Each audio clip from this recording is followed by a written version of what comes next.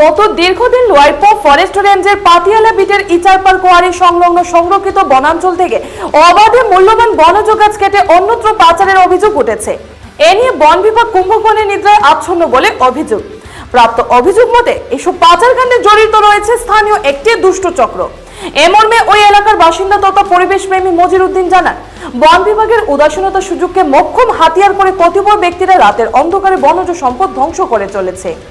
এতে প্রাকৃতিক পরিবেশ বিনষ্ট হচ্ছে, ফলে কালক্রমে ফুটবল খেলার মাঠে রূপান্তরিত হচ্ছে বনাঞ্চল। তিনি আরো বলেন যে বিষয়টি সম্পর্কে লোয়ারপো রেঞ্জ কার্যালয়কে অবগত করলেও নিটফল শূন্য।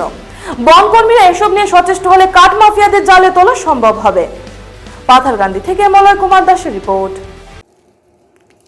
আমার নাম মজিরুদ্দিন।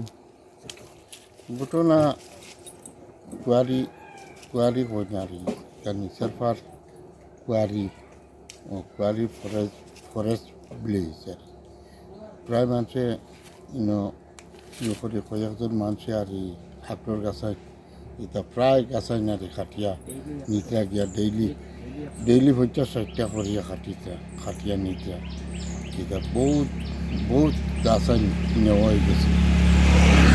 আমি তো দিয়ে দিছি, কমপ্লেন দিছি, দেওয়ার পরে তাই কইছেন আমরা অ্যাকশন নিমু, আর নিমু কইয়া ওইটা অ্যাকশন পুরা অ্যাকশন হন না, আর সারা গাছাই শেষ হইয়া আসছে এই জায়গায়।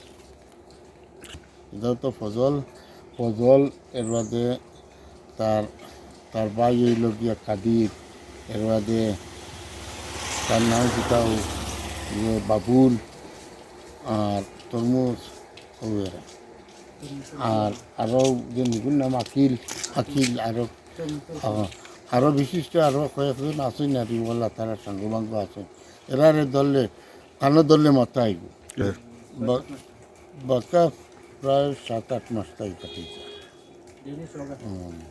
ডেইলি সব গাছ প্রায় কাটাবো। এটা কোন বিটার আন্ডারে? এগুলো তো লাইফার আমরা পাতিয়ালা ভিতরে আমরা তো ভিলেজ এলাকা নেই, রিজার্ভ এলাকা।